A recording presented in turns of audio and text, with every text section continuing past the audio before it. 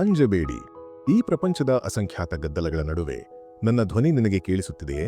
ಇಂದು ನೀನು ಅನುಭವಿಸುತ್ತಿರುವ ಪ್ರತಿ ನೋವು ಮತ್ತು ಕಣ್ಣೀರಿನ ಹಿಂದೆ ದೊಡ್ಡ ಉದ್ದೇಶವಿದೆ.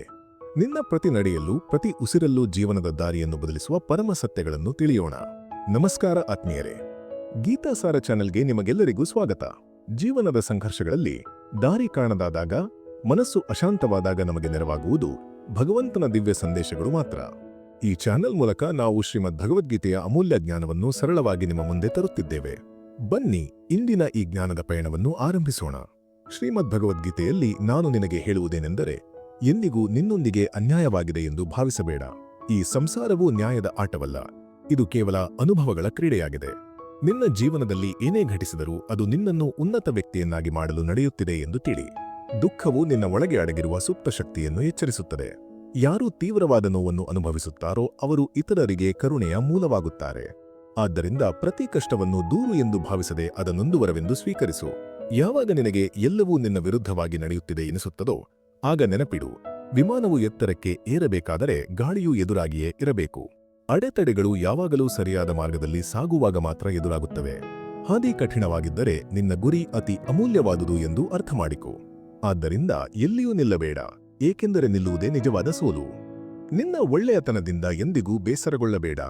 ಈ ಜಗತ್ತು ನಿನ್ನ ಮೃದುತ್ವವನ್ನು ಕಂಡು ಹಾಸ್ಯ ಮಾಡಬಹುದು, ಆದರೆ ನೆನಪಿಡು, ಯಾವುದು ಕೋಮಲವಾಗಿರುತ್ತದೋ ಅದೇ ಶಾಶ್ವತವಾಗಿರುತ್ತದೆ. ಕಲ್ಲುಗಳು ಕಾಲಕ್ರಮೇಣ ಸವೆಯುತ್ತವೆ, ಆದರೆ ನೀರಿನ ಕೋಮಲತೆ ಅನಂತವಾಗಿರುತ್ತದೆ. ಯಾರು ಒಳ್ಳೆಯದನ್ನು ಮಾಡುತ್ತಾರೋ ಅದರ ಫಲ ಅವರಿಗೆ ಸಿಗದಿದ್ದರೂ ಅವರ ಮುಂದಿನ ಪೀಳಿಗೆಗಳಿಗೆ ಖಂಡಿತವಾಗಿ ದೊರೆಯುತ್ತದೆ. ಪ್ರೀತಿಯ ವಿಷಯಕ್ಕೆ ಬಂದಾಗ, ಪ್ರೀತಿ ಎಂದರೆ ಅಧಿಕಾರವಲ್ಲ, ಅದು ಸ್ವೀಕಾರ. ಯಾರನ್ನಾದರೂ ಪ್ರೀತಿಸಿದಾಗ ಅವರನ್ನು ಬಂಧಿಸಲು ಪ್ರಯತ್ನಿಸಬೇಡ. ಯಾರು ನಿನ್ನ ಜೀವನದಲ್ಲಿ ಇರಬೇಕೆಂದು ಬಯಸುತ್ತಾರೋ ಅವರು ಯಾವುದೇ ವಚನವಿಲ್ಲದೆ ನಿನ್ನ ಭಾವನೆಗಳಿಗಾಗಿ ಇರುತ್ತಾರೆ. ಪ್ರೀತಿಯನ್ನು ಹಿಡಿದಿಟ್ಟುಕೊಳ್ಳಲು ಹೋದರೆ ಅದು ಮರಳಿನಂತೆ ಜಾರಿ ಹೋಗುತ್ತದೆ. ಅದನ್ನು ಸ್ವತಂತ್ರವಾಗಿ ಬಿಟ್ಟುಬಿಡು.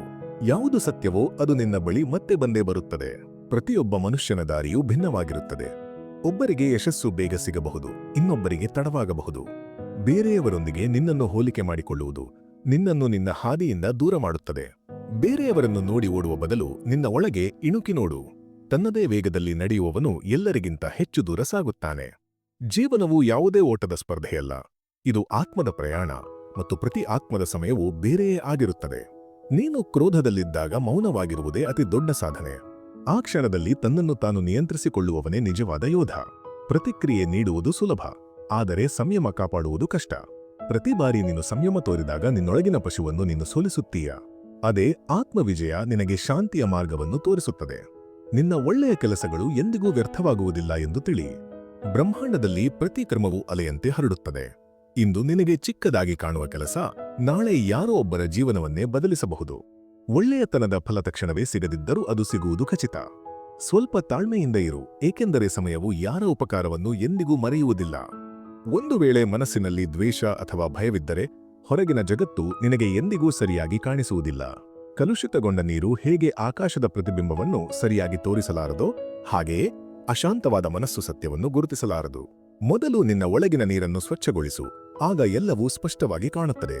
ಕೆಲವು ಉತ್ತರಗಳು ಶಬ್ದಗಳಲ್ಲಿ ಇರುವುದಿಲ್ಲ, ಅವು ಕೇವಲ ಅನುಭವಗಳಲ್ಲಿ ಇರುತ್ತವೆ. ಯಾವುದನ್ನಾದರೂ ಬಿಡಲು ನಿನಗೆ ಸಾಧ್ಯವಾಗದಿದ್ದಾಗ ಅದು ನಿನಗೆ ಬೆಳವಣಿಗೆ ನೀಡುತ್ತಿದೆಯೇ ಅಥವಾ ನಿನ್ನನ್ನು ಬಂಧಿಸುತ್ತಿದೆಯೇ ಎಂದು ಕೇಳಿಕೋ. ಯಾವುದು ನಿನ್ನನ್ನು ಒಳಗಿನಿಂದ ಕುಗ್ಗಿಸುತ್ತದೋ ಅದನ್ನು ಬಿಡುವುದೇ ಅತಿ ದೊಡ್ಡ ಸಾಹಸ. ತ್ಯಾಗವು ಯಾವಾಗಲೂ ನಷ್ಟವನ್ನು ತರುವುದಿಲ್ಲ, ಅದು ಅತಿ ದೊಡ್ಡ ಲಾಭವನ್ನು ತರುತ್ತದೆ. ಯಾರು ಬಿಡುವುದನ್ನು ಕಲಿಯುತ್ತಾರೋ ಅವರು ಸ್ವತಂತ್ರರಾಗುವ ಮೊದಲ ಪಾಠವನ್ನು ಕಲಿತಂತೆ. ಯಶಸ್ಸಿನ ನಿಜವಾದ ಅರ್ಥವೆಂದರೆ ಎಲ್ಲರೂ ನಿನ್ನನ್ನು ಹೊಗಳುವುದಲ್ಲ. ರಾತ್ರಿಯ ಹೊತ್ತು ನಿನ್ನ ಆತ್ಮದೊಂದಿಗೆ ನೀನು ಶಾಂತಿಯಿಂದ ಮಾತನಾಡಲು ಸಾಧ್ಯವಾದಾಗ ಅದೇ ನಿಜವಾದ ಯಶಸ್ಸು.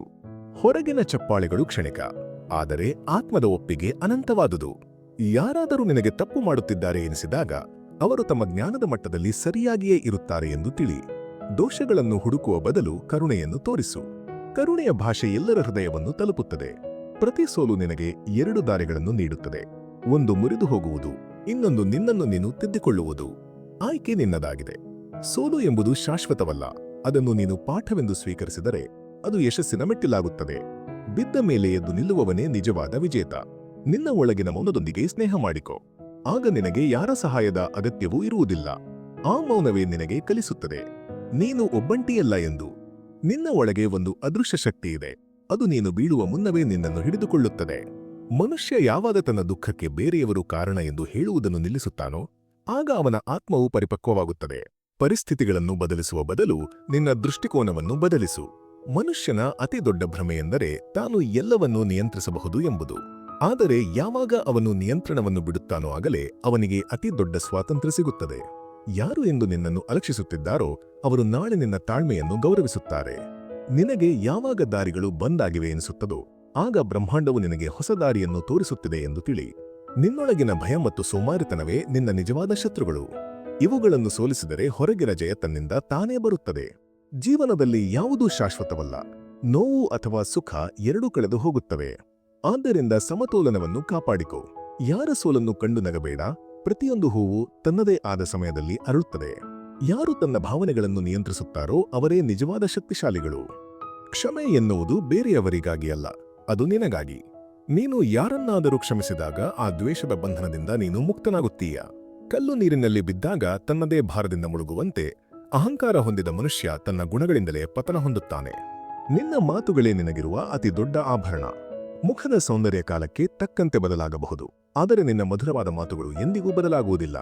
ಜೀವನದಲ್ಲಿ ಸೋಲುವ ಮುನ್ನ ಪ್ರತಿಕ್ಷಣವನ್ನು ಆನಂದಿಸು. ಯಾಕೆಂದರೆ ನೆನಪುಗಳು ಮರಳಿ ಬರುತ್ತವೆ, ಆದರೆ ಕಳೆದ ಹೋದ ಸಮಯ ಮರಳಿ ಬರುವುದಿಲ್ಲ.